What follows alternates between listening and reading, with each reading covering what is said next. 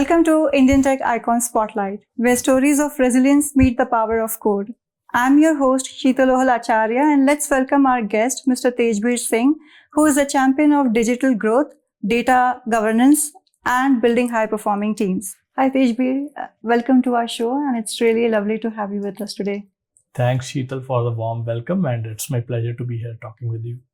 So, Tejbir, let's start with your career journey.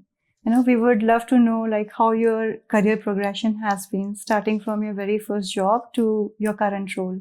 Yeah, so if I speak about my current role, so it hasn't been a linear progression. So I started in a completely different field. So back in 2011, when I completed my bachelor's, and in petroleum engineering, I started working for an oil refinery, Reliance Industries Limited. So I spent 2 years there working as a field engineer. And yeah, when I was working there, then I realized at that time that was my dream job. But after spending 2 years, I realized this is not what I wanted to do for the rest of my life. And the easiest avenue to get out of that job was to pursue masters. And then I wrote my competition tests and enrolled in Symbiosis International University to pursue my MBA. And in 2015, I completed my master's, and I was hired by Infosys Limited in their data and analytics consulting division. Before I was hired in Infosys, I didn't have any prior experience or any clue about data governance and data management. So they gave me a designation of data governance consultant, but I didn't even understand at that point what data governance means. But Infosys being a great organization, I got an opportunity to work with different industries on different projects, which provided me a great perspective on setting up data governance programs right from scratch, working on multitude aspects of data governance like technology, people, and processes. And then in 2018, I decided to explore opportunities beyond India as well. So we decided to move to Canada. So we landed here in June of 2018, and then I got my first break here in Canada in October of 2018 with TD Bank, and I started working in their chief data office as a metadata management analyst. And so I was able to apply my previous experiences that I acquired working with Infosys. So I spent about 1.5 years there, and then I had more hunger at that time, and I was thinking that I wasn't making meaningful contributions, which I could have done with my experience. So I decided to make a move, and I joined a consulting company called Infotech Research Group. So they were starting their data and analytics division. They had a solid pipeline. I started working with them. I was hired as a third member on their team. But most of their clients were federal government clients.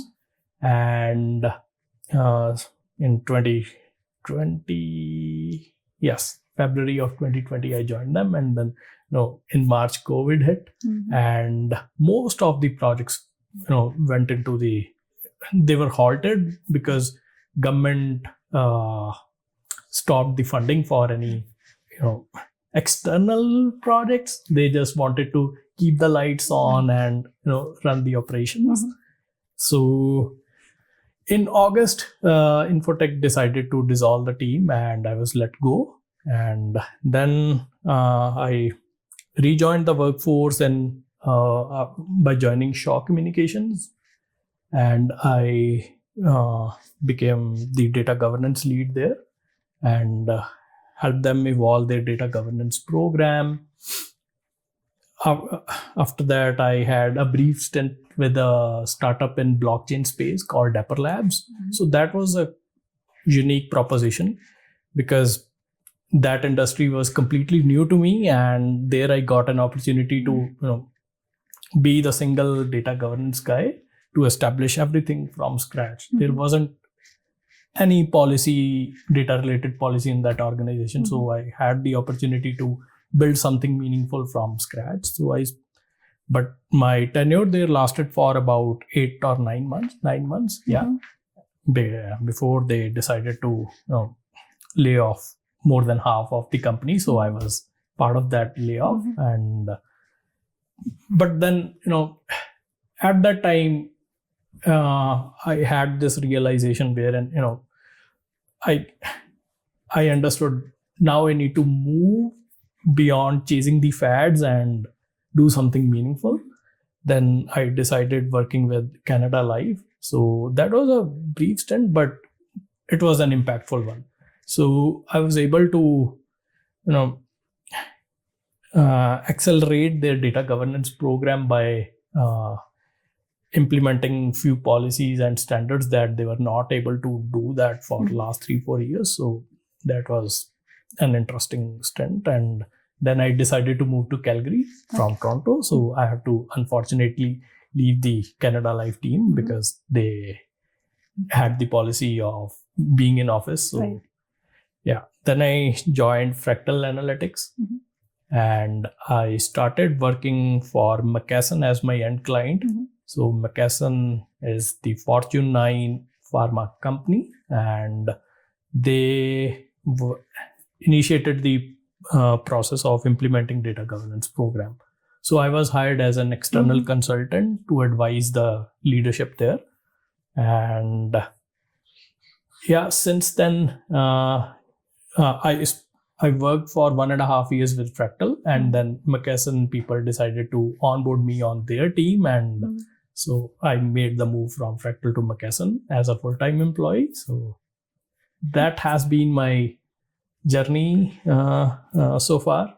And it has been, I've made a lot of moves, some intentional and some unintentional, but I think it has been a great learning experience for me. Yeah, definitely. It's been a wonderful journey, and I'm sure it's with ups and downs, but now where you are right now, there is no looking back, and you're just creating waves in the tech industry.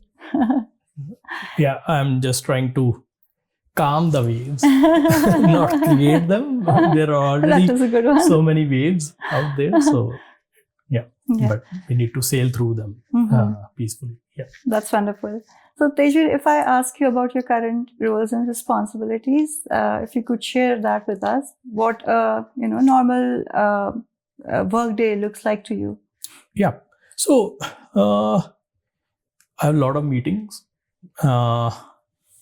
So my day-to-day is getting in front of business people to help them understand the importance of, like, everybody knows they need data to make impactful decisions, but my job is to make them understand we need to have quality data. We need to have somebody to speak about that data, to provide the organizational context around that data to help make impactful decisions. So my job is to have these conversations with business people to bridge that gap that we create as techies.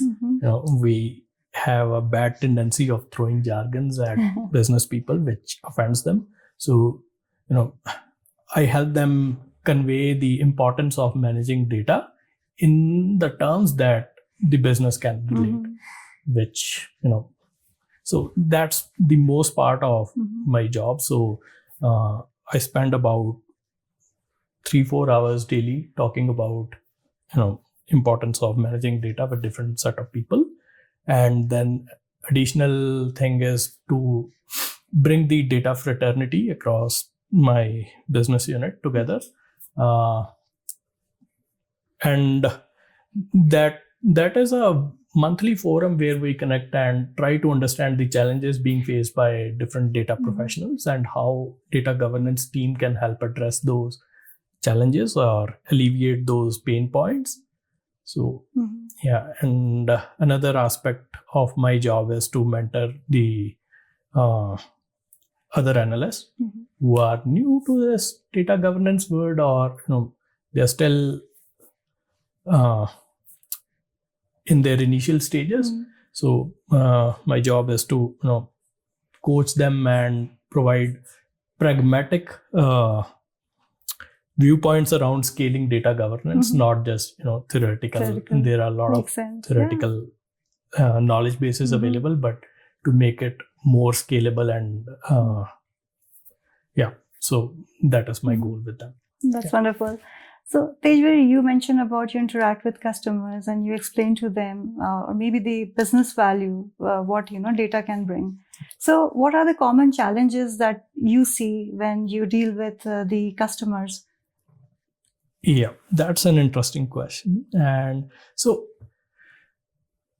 our customers are the business teams, and they do understand the importance of having right data available to right people at right time, but they don't truly appreciate the effort it takes to ensure that data is available in the right format at the right time. So the major challenge that I see is around data ownership. So everybody in the organization that I work with, the main theme that I hear is, oh, IT owns the data. But my viewpoint is, no, IT just owns the infrastructure. They might own the infrastructure where data is stored, but they don't have any clue about what this data means. They don't have any context, organizational context around data. So, that's the biggest hurdle. So this is where I work with business to help them understand their role in managing and governing data, because most of the knowledge resides in the heads of these SMEs. So they know about data, but they are confused, or they are a bit scared about when we talk about data structures and things around data. Like they just think about they need to have technical expertise to manage data, but my role is to simplify these for them. You just need to write better definitions, who understands what data components, and make it more meaningful for the organization. So you make it easy for them to understand, the requirement. That's wonderful. So Tejbir, let's talk about from your very first role till now, you're completely immersed in data. Yeah. So what are the current trends in data governance that excites you most these days? Oh wow! So when I started my journey with Infosys in 2015, at that time data governance was merely I would say regulatory, a side product of regulations, and it was taken seriously only by the financial organizations, and slowly with the rise of privacy related regulations, data governance started getting adopted across different companies or different industries. But it was morely regulatory driven or compliance driven. But now the tables are changing with a lot of hype around AI. Now people have started realizing, AI is only powerful and meaningful if it has strong data backing it up. And to have that strong data, we need to have stronger governance around it. So people are now connecting the dots with data, from data to business value. And now people are paying attention. So that's what excites me, and that's the latest trend. So people are now viewing data governance as an enabler as opposed to a compliance driven function. It's wonderful. Tejbir, let's talk about, you have been leading different teams. You have led different, projects. What are how do you see yourself evolving as a leader all these years? I was completely wrong about that, but I thought I could change the whole world. I had that notion somewhere back of my mind, but slowly with passage of time and getting more maturity, I've started realizing it's not, how the things would work. So I've started, maturing on the social aspects of this role as well, like how to get along with other team members, to understand what motivates them. It's because sometimes the motivations are not same, and not sometimes, but most of the times motivations are completely different. So understand what excites which team member, and how to keep that excitement going on, so that that individual is feeling completely engaged, as well as they are bringing their best selves to the work to make meaningful impact. So this is what I have learned over the years. So how to work better in diversified teams, and providing an opportunity to all individuals to contribute, and not just for the sake of doing it, but their voices are equally heard. Yeah. And that's a great perspective. Now, talking about the teams, what do you exactly look for when you have to select a team for your project? Other than the technical skill sets, what core qualities you look for in them? Probably the last thing that I look for, because we don't do any rocket science, so what we do can be taught to anyone who has critical thinking skills. So my biggest so the skills that I look for in my team is, they are critical thinkers, and they don't just they have the ability to challenge the ideas in a respectful way, and so that we can build a culture of healthy arguments or healthy debates. And there's not just one person taking decisions and everybody abiding by it, but my perspective on building impactful teams is where everybody is a contributor, irrespective of their job level, but they have the freedom to voice their ideas and have healthy debates around those ideas, and then vet them, what's meaningful to pursue and what's not. So talking about the healthy arguments you mentioned, or debates, so if there are any conflicts in the team, what's your approach to handle those conflicts? So my approach is simple. No idea is not like completely bizarre. Maybe there are, but at least give that individual an opportunity to defend the ideas that they have brought further. If if they're able to provide some data points or some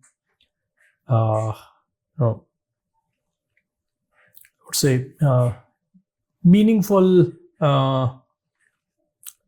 arguments around, like whether this is a safe idea or a sound idea to pursue, and then the other team members, if they don't have any counter proving data points or arguments that this idea will completely fail, our idea intent is to push that into backlog, and then bring all the vetted ideas in prioritization metrics, and then see which idea will generate the maximum impact in minimum amount of time. So we gel as a team to pursue or accomplish those ideas first. So those go into the roadmap as high critical items, and when there are some ideas which are they are more like experimental initiatives. So we'll still keep them in the low priority if we have the bandwidth or some time to pursue them. We try to do some experimental work as well, but we don't simply discard any ideas. Right. So you, coming from the data, you believe in getting the right data sets Yes. to the arguments. Yes. So Wonderful. we need to have some, like, it cannot be someone saying, okay, I believe it. No, get the proof. This is not how things work, right? Definitely. Yeah, No, it's good I to- really like that idea. Yeah, thanks for sharing that insight, Tejbir, with us. Now, again, talking about the leadership skills, what have failures or setbacks have taught you in life? I think the biggest thing is to understand the uh, concept of critical feedback and constructive and critical feedback. So initially, I was not able to reactive than responsive. So initially in my career, when somebody provided constructive feedback, I was very responsive. How can I do that? How did I do that? Like, even if I had different intentions, why did my message didn't come across to the other individual in the right manner? Then I started realizing, I cannot grow with that mentality. So I started becoming more responsive, try to absorb what feedback that I got, what would be the trigger behind that, and then find out ways how I can improve on that rather than being defensive. I was right. No.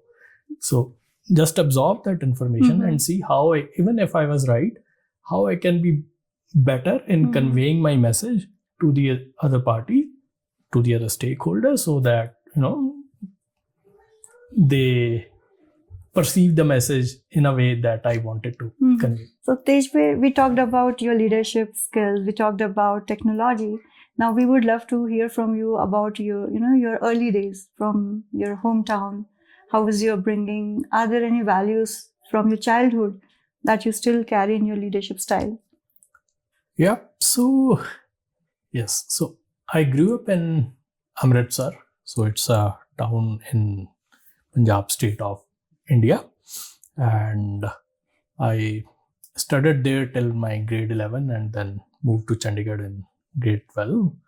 And yeah, so my childhood was good, as most of the children have. So and few of the qualities that I learned from my parents as well as friends at that time was to understand the power of now. We always worry about our future, we always think about our past, but that's okay. We need to appreciate the moment that we are living in. So that has stayed with me, and that has eventually helped me grow as a leader as well. Sometimes when we talk about in professional settings as well about our future goals and things that we can do in 3 or 5 years time frame, but that's okay. We need to plan for that. But if we need to really achieve that objective, we need to appreciate the moment that we are living in and bring our best selves to work and empower our teams so that everyone is aligned to that higher level goal. So that's the value that I'm carrying alongside with and me. I think that's a wonderful takeaway for everyone living in this fast-paced world, to even value the current moment. Yes. So thanks for sharing that, Tejbir, with us. Now, talking about your college days, you mentioned you did MBA from Pune. So how were those days like? What kind of student you were at that time? You pursue MBA. Was it like out of choice, or your parents wanted to, go for MBA? No, so doing MBA was an escape from working in an oil refinery. So the easiest escape that I mentioned, for me to get out of that job was to pursue higher studies, and MBA was something that I wanted to do in my life. And so I thought it's a right moment. So I pursued that. And talking about the kind of student, I was an above average student. I wasn't a merit student or an average. I was above average, but scored well in exams, but I was more interested in extracurricular activities, participating in debates and bringing the community together on different aspects, like volunteering was closer to my heart, and then exploring outdoors. So, we had created an trekking community there, and I used to take my batchmates and seniors and juniors in different years, right, to those trekking trips. So that I spent most of the time,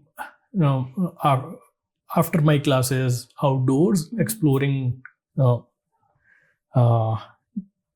different trekking avenues, and that helped me grow as an individual as well. Because when I encountered different challenges and around people who were from different backgrounds, so I learned a lot of things from them. So how do you manage to, take out time? I know you have a demanding work schedule. So what are your weekend rituals? How do you take out time, and whether you go out on vacations, or what your weekend ritual normally? So I've blogged some times in the morning where I take her to her daycare, and then after the close of my working day, I tend to not go back to my laptop or mobile. So I try to spend as much time as I can with her physically, not digitally. Yeah, that's more important. Yes. And then on weekends, we try to limit our chores early in the morning so that we spare our evenings so that we can go outside and explore outdoors or do some activities that she enjoys. So Tejbir, it's wonderful knowing about your career journey, about your early days, and about your family. Now we are just we're nearing the end of our wonderful conversation, and we are just moving to our last section, which is the rapid fire round. So I'm going to ask you some questions, and I would be expecting some quick answers from you on those. Okay. Yeah. Shall we start? Yes. Okay. So your first question, a skill you are still trying to master? Data governance. Okay. Favorite way to unwind after a long day?